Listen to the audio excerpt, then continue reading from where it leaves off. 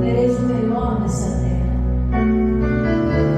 O seu melhor para quem o busca, para quem o ouve. Nós queremos ouvir a tua palavra, a direção do Senhor tem para a nossa vida. Às vezes, uma simples mudança de pensamento, às vezes, uma simples mudança no falar, uma simples mudança de hábito, colocando cada coisa em seu lugar. A obra, o milagre, a resposta de Deus vem. Quando nós tiramos tudo aquilo que atrapalha a visão, nós conseguimos enxergar o caminho. E o caminho de Deus é perfeito. A palavra dele é provada. E a sua vontade é boa, é agradável, é algo perfeito. O que nós queremos para essa noite, Senhor? As profecias da tua palavra não se perderam. O Espírito Santo continua falando nos corações. O Espírito Santo encontra em nós um coração aberto,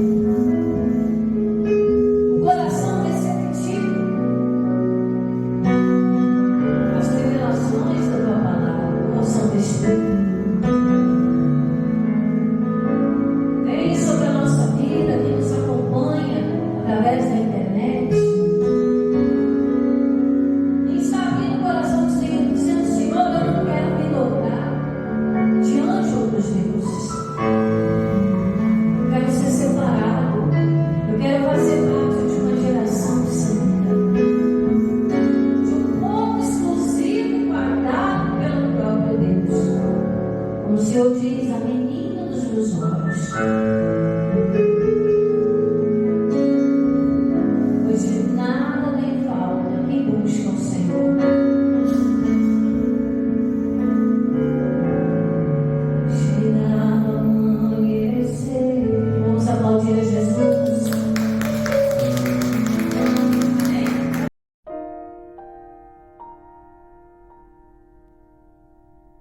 Nós vamos começar o nosso culto de hoje, na verdade, a segunda parte da nossa mensagem de domingo passado, que é organizar para avançar. Amém? Deus não opera em bagunça. A Bíblia diz que Deus não é Deus de confusão. Deus não gosta de coisa errada, de coisa suja. Deus é santidade. E a Bíblia diz que sem santidade ninguém verá a Deus. Então, a santidade é a pureza, é a limpeza. E essa limpeza, faz parte dessa organização espiritual que Deus colocou no coração para estar passando para você. E hoje nós vamos para a segunda parte, que está lá no primeiro livro dos Reis, capítulo 18. E o título de hoje é Cada Coisa em Seu Lugar. Nós, como que é incrível, se nas coisas naturais, quando a gente sabe onde está aquilo que a gente precisa já adianta do nosso lado, adianta do nosso serviço, né? Saber onde que se encontra cada coisa, você não fica perdendo tempo em procurar. Você imagina nas coisas espirituais, como que Deus age? Irmãos, Deus, ele é tão santo, ele é tão puro, que ele, quando ele descia ao arraial de Israel, ele dizia: olha, alguns homens para limpar o arraial que eu vou descer. E quando Deus descia, Deus fazia a obra dele por completo. E aqui no primeiro livro dos Reis, capítulo 18, nós vamos aprender com o profeta Elias a nos organizar para receber a resposta de Deus, para receber o fogo de Deus. Amém? Elias e a ordem lá no Monte Carmelo. Vamos começar a partir do verso 21. Acharam aí? Primeiro livro dos Reis, capítulo 18, versículo 21. Vamos lá? Agora total silêncio, prestando atenção na palavra, que tem grande revelação de Deus aqui para nós. Amém? Não deixa nada distrair você não. Então diz assim: versículo 21. Então Elias se chegou a todo o povo e disse: até quando cocheareis entre dois pensamentos?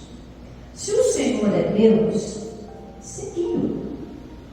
Se Baal, seguiu. Porém o povo não lhe respondeu nada. Para quem não sabe onde quer chegar, qualquer lugar serve. Para quem não sabe o que deseja, qualquer coisa serve. O que estava acontecendo com o povo de Deus aqui nesse tempo? O povo de Deus estava tão desorganizado, eles pararam de buscar a Deus. Este povo buscar ao Senhor era uma perda de tempo. Então aqui Elias, vendo que a terra já estava em sequidão, que o povo estava ali sofrendo, mas era um povo que não abria mão da sua própria opinião. Então Elias, como um verdadeiro homem de Deus, chegou e falou: vou dar um basta nessa situação. Esse povo tem que entender, se eles querem servir a Deus, então vamos servir a Deus. Mas querem servir a Baal, que representa o próprio Satanás, então vai servir ao diabo. Há quem diga nos dias de hoje: ah, pastor, eu não estou servindo a Deus, né? Às vezes a gente encontra aquelas pessoas que não estão mais comparecendo à presença de Deus, que estão vindo à igreja, e aí eu pergunto: irmão, você saiu da igreja? E quando você diz: não, pastor, eu só não estou indo na igreja, mas eu continuo servindo a Deus. Mas como que eu consigo servir a Deus sem estar presente na casa dele? Se é na casa dele que é o templo. Então, esse povo falava para todo mundo: nós somos o povo de Deus. Mas as suas práticas serviam a outro Deus, que era Baal. Então eles falaram: não, uma coisa tem que ser certa, que é pau é pau, pedra é pedra. Se é de Deus, é de Deus. Se é do capeta, é capeta. Aí às vezes a pessoa, ela para assim: ah, mas eu não estou fazendo nada de errado. Irmãos, não é uma questão de escolha. Eu já preguei aqui em outros momentos e mostrei, não é questão de escolha, é algo automático. Ou a pessoa faz o bem, ou ela faz o mal. Ou ela serve a Deus, ou ela serve aos demônios. Ah, mas eu não estou servindo a Deus, não é automático, ela vai servir aos demônios, fazer a vontade da carne, se afastar da presença de Deus. Não é uma questão de escolha, é algo que é automático. Então Elias fala: por que vocês ficam nesses dois pensamentos? Uma parte quer servir a Deus, outra parte quer servir aos demônios. Tem gente que quer servir a Deus, irmãos, com as mesmas práticas do passado. Ele quer servir a Deus, mas quer continuar na bebida. Ele quer servir a Deus, mas quer continuar na mentira. Quer servir a Deus, quer continuar na prostituição. Ah, não dá para servir a dois senhores. Nós temos que tomar uma posição. E Deus, Ele gosta dessa organização. Ele gosta quando o povo é decidido. Quando o povo: não, é isso aqui que eu quero. E Deus, a Bíblia diz que Ele ajuda. Lá no Salmo 89, versículo 19, diz que Deus ajuda quem é o quê? O esforçado. Mas não é o esforço físico que é que Deus está questionando, mas o esforço espiritual de buscar verdadeiramente a Deus. Então a pessoa tem que tomar uma decisão na vida. Se eu quero ser de Deus, então eu vou honrar a Deus nas minhas escolhas, vou analisar a minha vida e Deus vai me fazer avançar. Se quiseres ouvir, descobrireis o quê? O melhor. Mas tem gente que está comendo o pão do diabo, está avançando. Esse povo está olhando na seca aqui, irmãos, era o povo de Deus. Israel era o povo de Deus. Mas por que eles estavam vivendo uma seca de 3 anos e meio? Porque desistiram da presença de Deus e queriam continuar carregando o nome de povo de Deus. Então Deus, Ele quer que você se organize na busca. A quem você tem buscado? A quem você realmente tem servido? Então aqui eles falam: até quando vocês vão ficar assim, né? Titubeando, ou para lá ou para cá. 22 em diante. Então ele disse Elias ao povo: só eu fiquei por profeta do Senhor. E os profetas de Baal são 450 homens. Deem-se-nos, pois, 2 bezerros, e eles escolham para si um dos bezerros e dividam em pedaços, e ponham sobre a lenha, porém não lhe metam fogo. E eu prepararei outro bezerro, e o porei sobre a lenha, e não lhe meterei fogo. 24. Então invocai o nome do Senhor vosso Deus, e eu invocarei o nome do Senhor. E há de ser que que o Deus que responder por fogo, esse será Deus. E todo o povo respondeu e disse: é boa essa palavra. Então aqui você começa a perceber que antes, quando ele chamou a atenção, ninguém falou nada, né? Tudo quietinho. Mas quando o desafio foi lançado e Elias foi mostrando que ele estava ali para servir a Deus de verdade, o povo começou a olhar diferente. Realmente essa palavra é boa. Então, irmãos, Deus está buscando pessoas neste tempo como Elias. Aqui nós não vamos entrar nessa parte da mensagem, mas depois Deus chama a atenção de Elias. Elias, não tem só você não. Ainda tem outros que não se dobraram diante de outros deuses. Por isso que eu escolhi esse louvor de abertura. Ainda existem aqueles que fazem a vontade de Deus. Meu irmão, ainda tem muita gente boa servindo a Deus por aí. Independente de escândalo, independente das coisas que acontecem nesse mundo, tem muitos servos de Deus ainda, que ainda permanecem com sua vida espiritual organizada, os seus princípios, não abrem mão do caráter de Cristo. Amém? E aí ele continua aqui no 25. E disse Elias aos profetas de Baal: escolhei para vós um dos bezerros e preparai o primeiro, porque sois muitos, e invocai o nome do vosso Deus, mas não lhes metais o quê? Fogo. Tá? O desafio de Elias era o quê? Que o Deus que respondesse com fogo era para o povo escolher. Quem responder com fogo, vocês vão servir. 26. Se tomaram o bezerro que lhes dera e o prepararam, e invocaram o nome de Baal desde manhã até o meio-dia. Olha que coisa, irmãos. Ficaram lá horas e horas e horas, né, gritando: Baal, Baal, e Baal não respondeu. Elias aqui, irmão, foi muito usado por Deus. Porque presta atenção, Elias estava acompanhado. Tinha alguém para dar apoio moral para Elias? Não. Elias estava completamente, humanamente falando, sozinho. Era o povo que estava lá em cima do muro.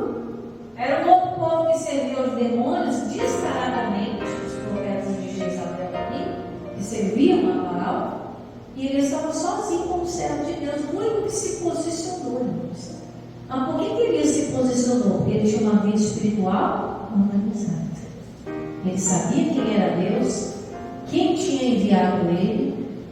Você precisa saber quem é Deus na sua vida, aonde ele está te enviando e qual o propósito que ele está te enviando. A pessoa não vem na vida por acaso. Nasci de um acidente. A gente fala assim, né? Esse filho que nasceu de um acidente. Não existe um acidente. A própria Bíblia fala que antes dos nossos ossos, que ainda era informe, estava em formação, Deus já tinha até nossos dias escritos. Como é que uma pessoa vem por acidente ao mundo? Então, a pessoa erra muito, fala besteira, e a maioria dos cristãos falam besteira porque não conhece a palavra. Errares por não conhecer o quê? As Sagradas Escrituras. Tem gente que não sabe nem da vontade de Deus. Por que ela não sabe? Falta de quem lhe ensine? Não. Porque ela não se aplica com diligência a estudar a palavra de Deus. Ou sofre porque lhe falta o quê? Conhecimento. Ela não é organizada para tirar um tempo do seu dia para ler pelo menos um salmo. Pastor, eu já acordo na correria. Então se programe. Se organize para você começar o dia na presença de Deus. Para tirar aquele momento, porque ao longo do dia, irmãos, nós vamos precisar. É cada coisa que às vezes aparece, né? Você nem está esperando, às vezes aparece pepino para resolver, aqueles abacaxi bem espinhoso. Aí você fala: e agora, meu Deus? Mas quem está organizado sabe, Senhor, apareceu esse problema aqui, mas eu não vou correr, não vou me acovardar, eu sei que o Senhor está comigo. Igual Elias, Senhor, estou sozinho aqui. Na mente de Elias, eu joguei estar sozinho. Estou sozinho aqui, ó. Eles são 450, eu sou um só. Mas eu sei quem tem comigo. Essa palavra que Paulo proferia. Mas eu sei quem tem. Meu irmão, pode aparecer inúmeros problemas no seu dia a dia. Você tem que chegar diante desse problema e não ficar com medo. Não ficar cocheando entre dois pensamentos. Mas declarar: eu sei em quem Ele é poderoso para fazer. Nós temos que ter a palavra de Deus dentro do nosso interior. E aí ele continua aqui no 26, né? E tomaram o bezerro que lhes deram preparar, invocaram o nome de Baal desde a manhã até o meio-dia, dizendo: Baal, responde. Porém, nem havia voz e nem quem respondesse. E saltavam sobre o altar que tinha feito, eles estavam pulando com doido. Imagina a cena, irmão. Imagina o Elias morrendo de rir lá. Eu fico imaginando, irmãos, né? O Elias olhando. É igual quando a gente vê outras pessoas buscando um Deus que não é um Deus verdadeiro. A pessoa está lá invocando um Deus que não tem boca para falar, não tem ouvido para ouvir, não tem mais para enxergar, não tem mão para fazer. Às vezes a pessoa está invocando pedra, gesso, madeira, está invocando, né, lá nos terreiros e não tem resposta. E aqui eles continuam aqui, ó. Nem voz e nem quem respondesse, saltavam sobre o altar que se tinha feito. 27. E sucedeu que ao meio-dia, imagina o sol escaldante, numa terra que não chovia 3 anos e meio. Olha só, sucedeu que ao meio-dia, sol a pino, Elias zombava deles e dizia: clamai em altas vozes, porque ele é um Deus, talvez ele está te ouvindo, né? Pode ser que esteja falando, ou que tem alguma coisa para fazer. Elias estava debochando deles, né? E ele sabia que o Paulo não ia responder.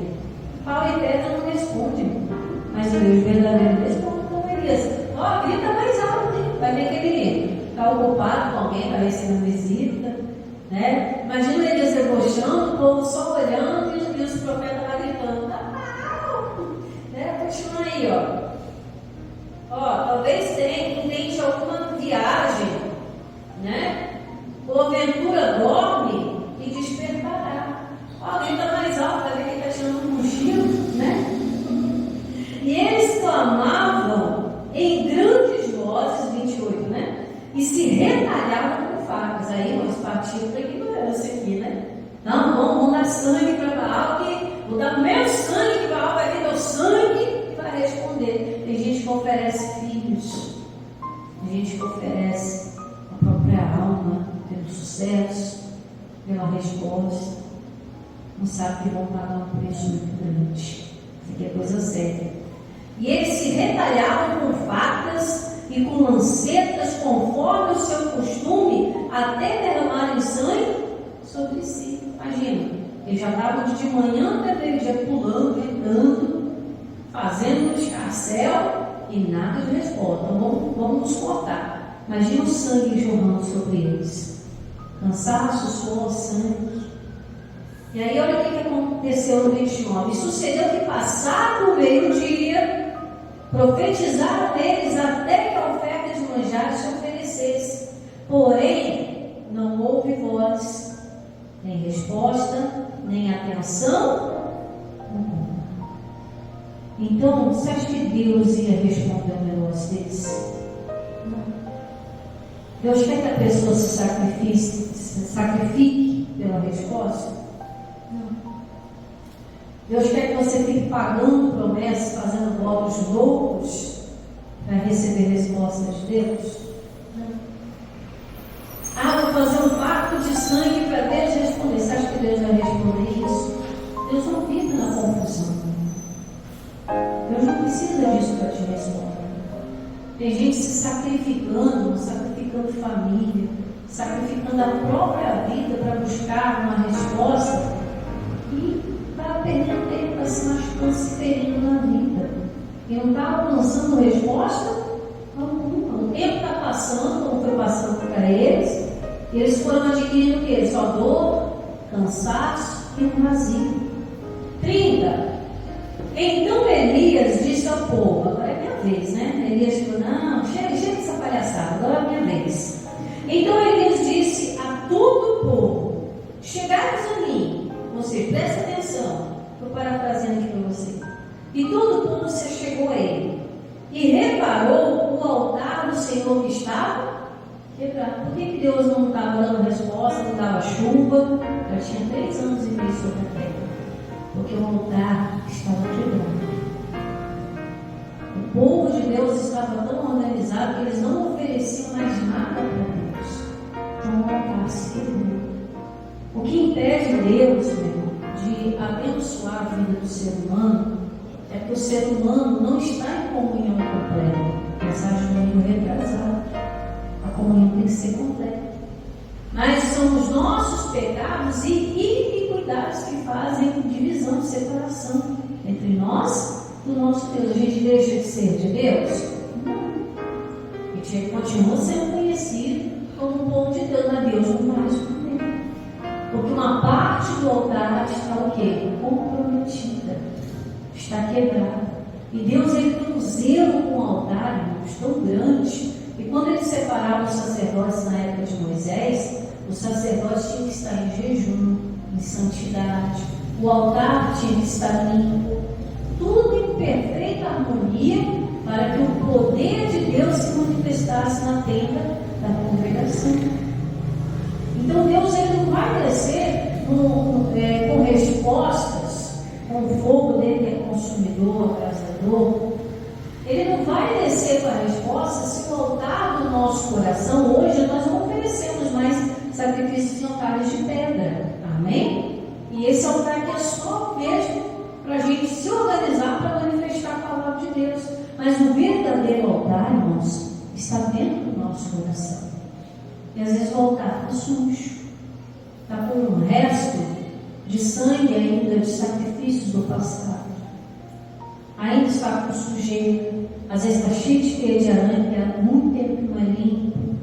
Por isso que o apóstolo Paulo fala que nós devemos consultar o nosso coração e nos examinar nós mesmos, nos julgar.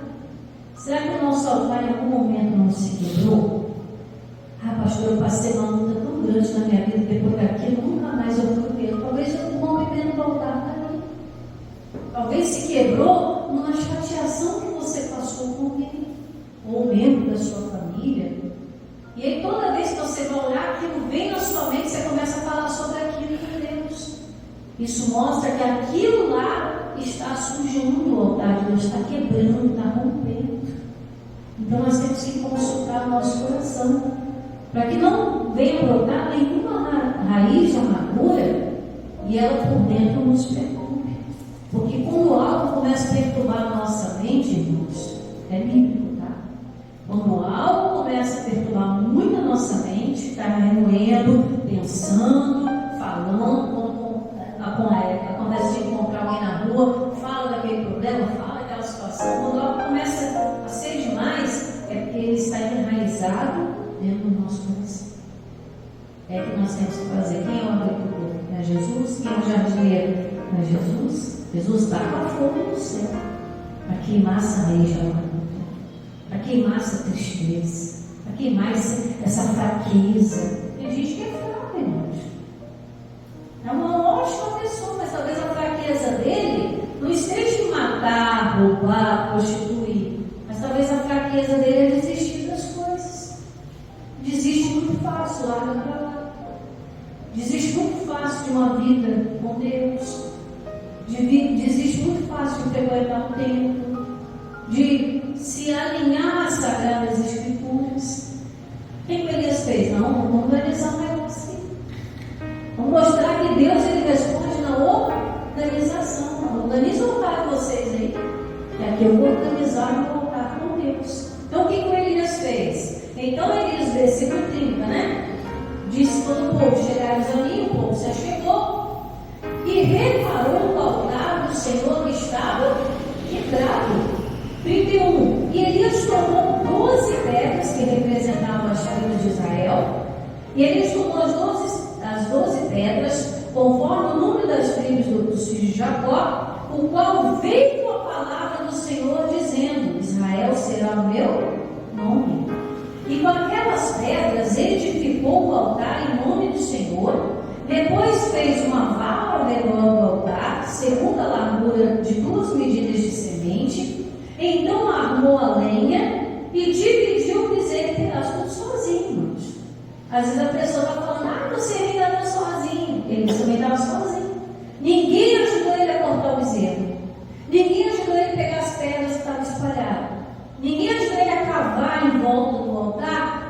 água depois? Ninguém. Estava lá sozinho. E o povo só olhando. Se nós somos muitos, derramamos sangue e não teve resposta, você acha que estamos sozinhos? Meu irmão, ninguém está sozinho quando se está com Deus. Ninguém está sozinho quando se dentro está plantado a palavra de Deus. O Elias sabia quem tinha enviado ele. E ele sabia que Deus que ele deveria recorrer nos momentos mais difíceis da vida dele. Elias tinha um ministério muito solitário, irmãos. E às vezes, em algum momento da sua vida, isso vai acontecer com você. Às vezes vai chegar um momento que você vai estar rodeado de gente. Mas vai chegar um momento que você vai estar sozinho. E às vezes é necessário estar sozinho. Não é porque você é a pior pessoa do mundo, não. Às vezes Deus te deixa sozinho para você organizar. Já fez faxina com um monte de gente? Só pare. Fazer faxina, arrumar alguma coisa com um monte de gente, você fica todo perdido. Mas quando você está sozinho, você já sabe o que você tem que fazer. Então, às vezes Deus permite, irmão, que você esteja um tempo afastado para você se organizar como pessoa, como profeta de Deus, como servo, né? Então ele armou tudo. Irmãos, presta atenção aqui. Ele não chegou logo, Deus responde. Vocês viram eles fazendo isso? Tem gente que é assim. Já chega na igreja, Deus não quer, Deus me dá, Deus faz, Deus isso. Não. Elias não pediu nada a Deus. Primeiro ele foi organizar. Na organização, Deus responde. Nós vamos ver isso aqui, ó. Ele pegou as pedras, cavou a vala, pegou a lenha, cortou os bezerros. Estamos aqui no 33. Então armou a lenha, dividiu o bezerro em pedaços e pôs sobre a lenha. 34. Aqui, irmãos, Elias demonstrou a fé. Porque aquele povo, preste atenção aqui antes da gente ver o 34. Aquele povo estava 3 anos e meio sem cair uma gota de chuva ou orvalho sobre a terra. Sabe aquele momento empoeirado da vida? Esse povo estava vivendo isso. Eu acho que nem suores tinha. Então escasso estava a umidade naquele tempo. Só que Elias aqui, ele pede o que no 34? Para eu concluir ele, vamos ler. E diz: enchei de água 4 cântaros e derramai sobre o holocausto e sobre a lenha. Elias pegou o bem mais precioso para aquele povo naquele momento, não era ouro, não era prata, era água. Um copo de água não valia muito naquele tempo. Valia muito, era bem mais precioso. Só que Elias, aos olhos do povo, estava fazendo o que com essa água? Desperdiçando. Elias é doido. Está faltando água e ele ainda pega o restinho de água que tem para jogar sobre a lenha. Lenha molhada pega fogo, igreja.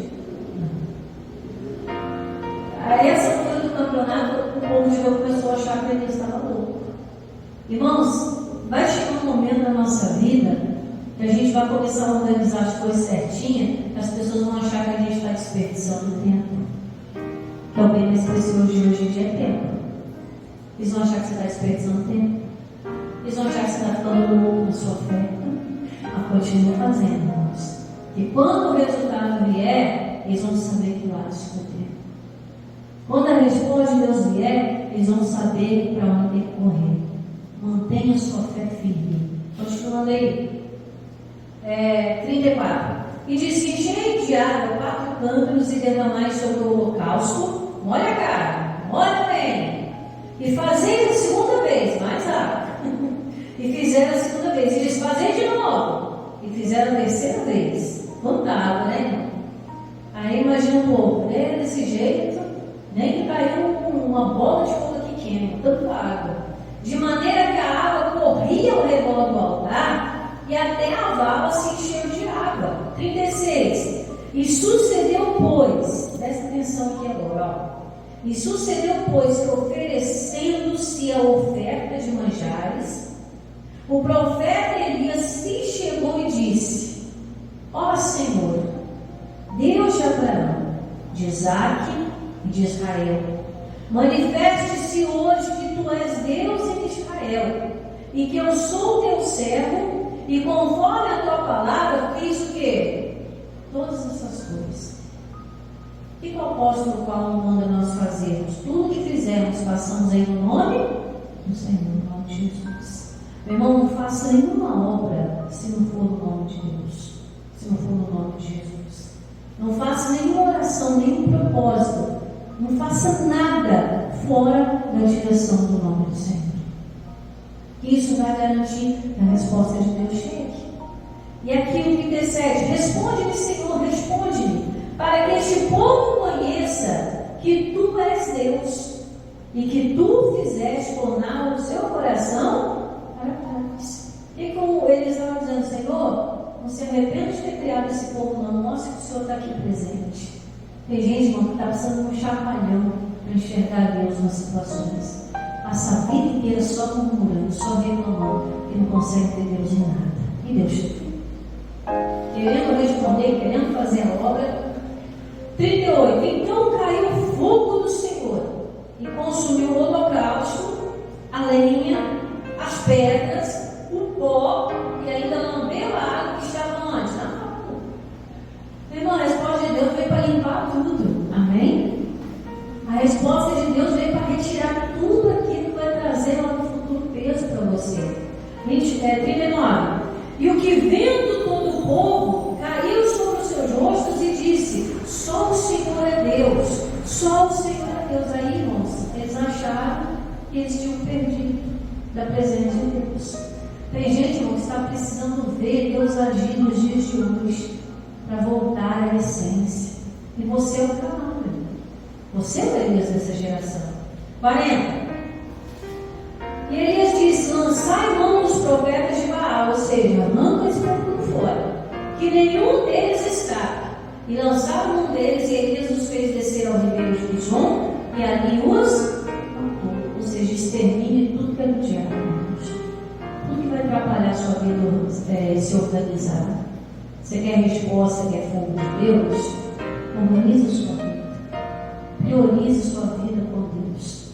Pastora, mais do que resposta, eu preciso de milagre. A gente encerra em Lucas capítulo 8. Vamos lá? E Elias, irmãos, não foi logo pedindo fogo, né? O fogo de Deus não cai no altar bagunçado, não adianta. Nós temos que nos limpar, nos preparar. Evangelho de Lucas capítulo 8. Vamos lá? Às vezes a gente quer fogo logo, né, irmão? Quer fogo, quer sucesso, quer bênção, né? Tem uns que falam, dá minha bênção, né? Eu quero. Você quer, irmão? É desejo. Deus ele gosta que você peça as coisas, mas Deus não vai agir na bagunça. Quando tiver tudo, cada coisa em seu lugar, Deus vai ter prazer de te responder. Você buscar primeiro o reino de Deus, a justiça, as demais coisas vão ser acrescentadas. Lucas 8:40. Vamos ver que Jesus na casa de Jairo organizou aqui espaço para o milagre acontecer, amém? E aconteceu que quando voltou Jesus, a multidão o recebeu, porque todos os estavam esperando. E eis que chegou um varão de nome Jairo, que era príncipe da sinagoga, e prostrando-se aos pés de Jesus, rogava que entrasse em sua casa, porque tinha uma única filha de quase 12 anos que estava morte. E não quem era Jairo? Jairo era como se fosse um pastor nos dias de hoje. Ele era um dos principais da sinagoga da casa de Deus. Só que esse homem estava com um problema seríssimo, algo que fugiu do controle das mãos dele.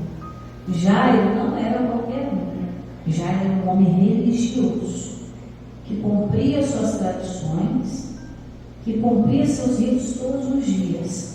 Mas uma coisa que nos chama a atenção, que apesar de toda essa religiosidade, Jairo não se, como eu posso aqui colocar, ele não se achou que se já sabia de tudo.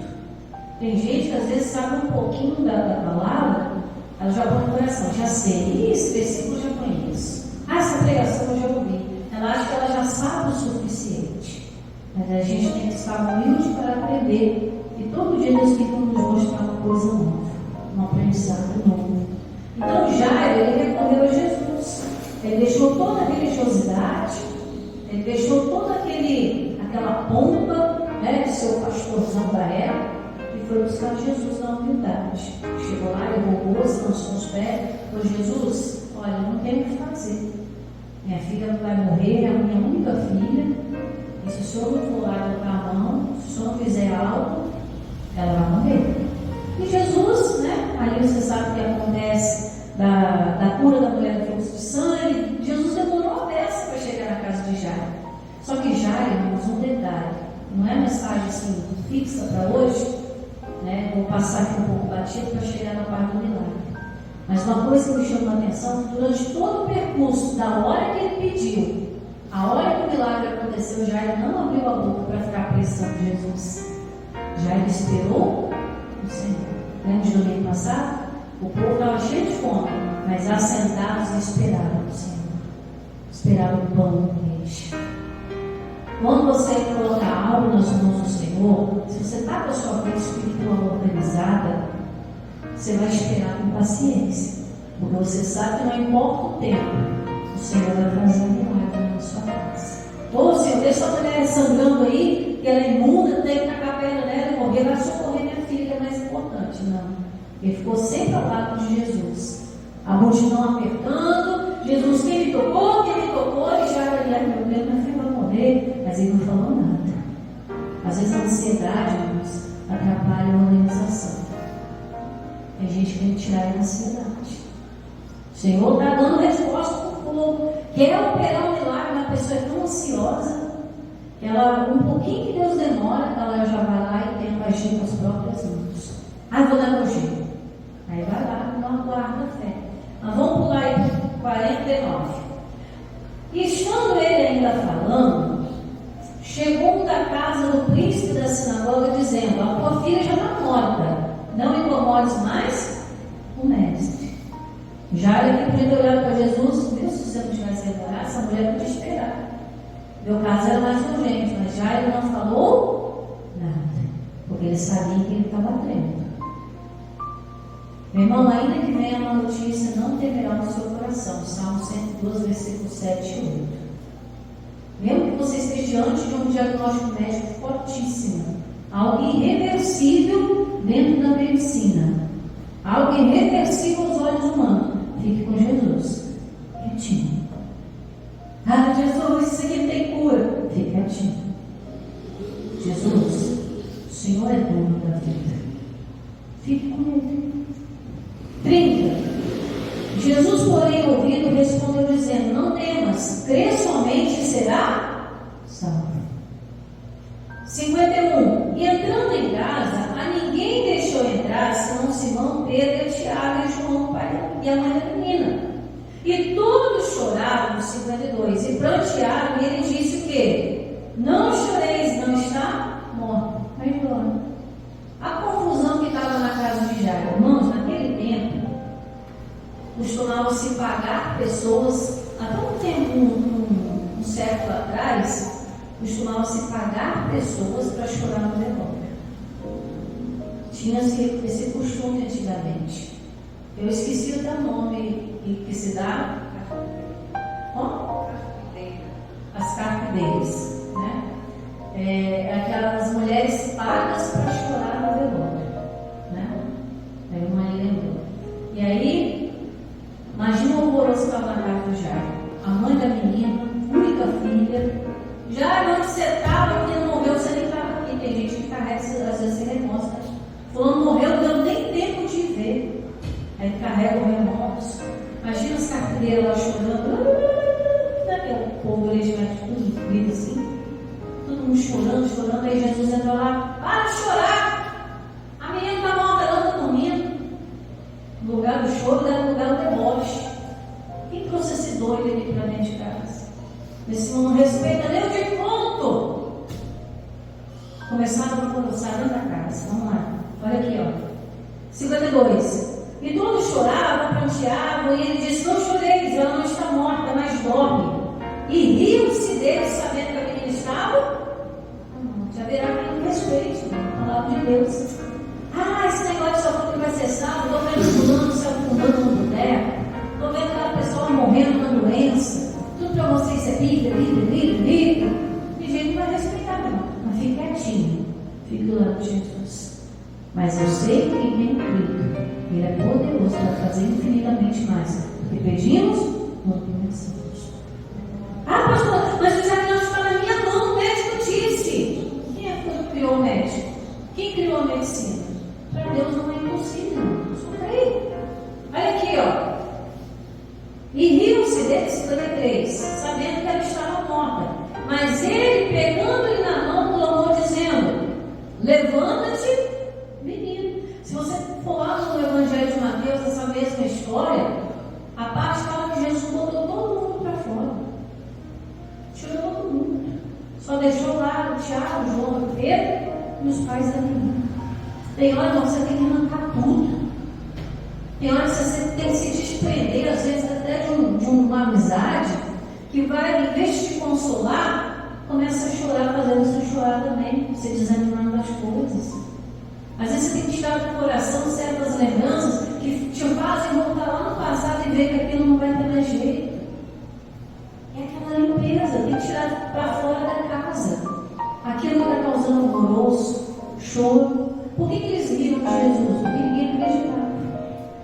Às vezes, uma dúvida é que está amarrando o milagre para você. Elias era o único que cria. Nem o povo de Deus estava crendo. Mas o povo de Deus desceu porque ele acreditou. Ele orou, invocou e Deus fez a obra da organização. Jesus organizou a casa, botou todo mundo para fora. Só deixou Jairo, a mãe da menina, nos discípulos mais chegados, porque nem todos os discípulos tinham tanta fé. Quantos discípulos Jesus tinha? 12, mas só tinha 3 com ele. Às vezes, irmão, não é porque está andando junto que tem fé, que tem que estar. Olha aqui. Mas eles, pegando na mão, clamou dizendo: levanta-te, menina. Né? Em outra tradução lá do Evangelho de Mateus fala: Talita cumi, né? Levanta-te, menina. E o seu espírito voltou, e ela logo se levantou, e Jesus mandou que lhe desse o quê? De comer. E seus pais ficaram maravilhados, e ele mandou que ninguém ficasse com ele. Então, mas o milagre chegou quando a casa foi organizada. Salvação chegou na casa de Zaqueu, porque ele organizou a vida dele. Você quer mudar de vida? Você quer resposta de Deus? Você quer fogo de Deus? Você quer milagre de Deus? Se organize. Tira um tempo para buscar Deus. Não é desperdício, não. Enquanto está alimentando a sua fé, o seu espírito. Tira fora o que vai te trazer alvoroço, choro, embaraço e pedir milagre. Eu quero orar com você, feche seus olhos. Senhor, nós estamos aqui na parte 2 dessa mensagem, de organizar para avançar. O título da mensagem de hoje foi Cada Coisa em Seu Lugar. Organizar para ter a resposta de Deus. Elias, ele precisou colocar ordem no caramelo. Ele não deixou as pedras espalhadas. Ele as colocou em ordem. Elias não foi logo pedindo fogo, resposta. Antes ele consertou o altar quebrado. O altar quebrado representa a nossa vida. E muitas vezes se rompeu em algum momento que deixamos de buscar o Senhor. Deus não envia fogo no altar bagunçado. A organização de Elias, unido à fé, foi um convite à resposta de Deus. Imagina o prazer de Deus. Eu vou descer fogo, vou responder, porque lá embaixo tem um que confia em mim. Olha que coisa linda. Às vezes, a gente quer logo fogo, sucesso, bênção, mas Deus está esperando que a gente coloque as pedras no lugar.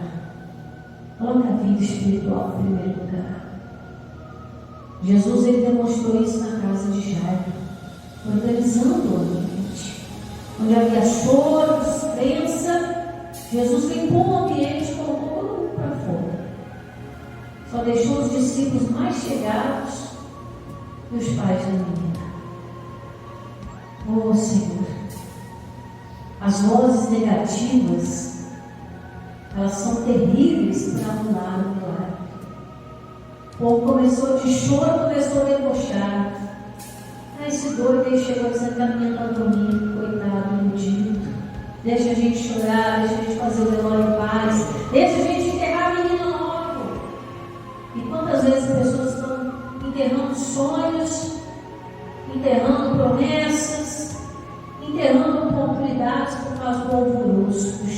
as vozes negativas.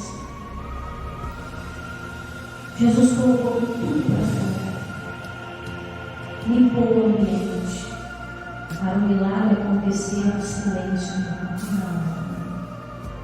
Jesus tirou o alvoroço, tirou do seu campo de visão todos que riam debochados e não acreditavam no milagre.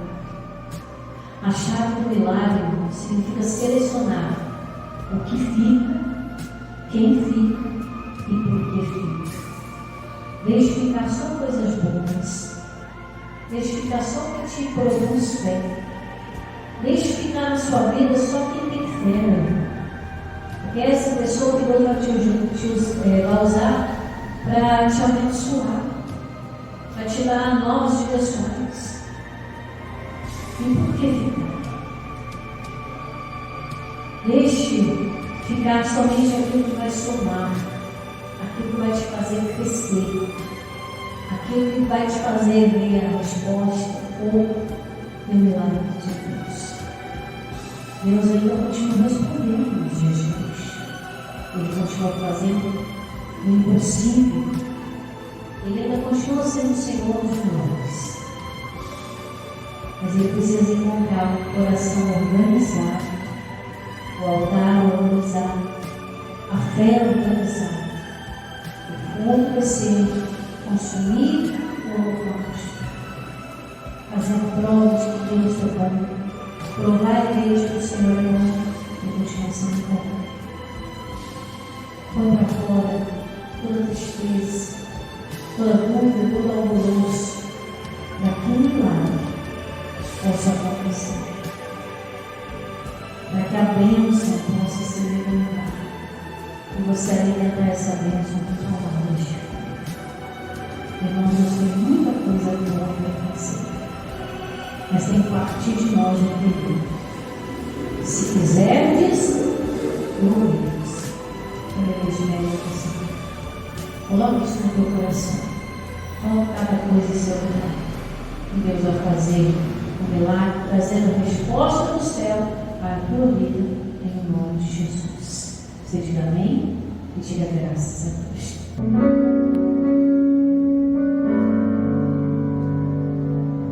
Senhor meu Deus,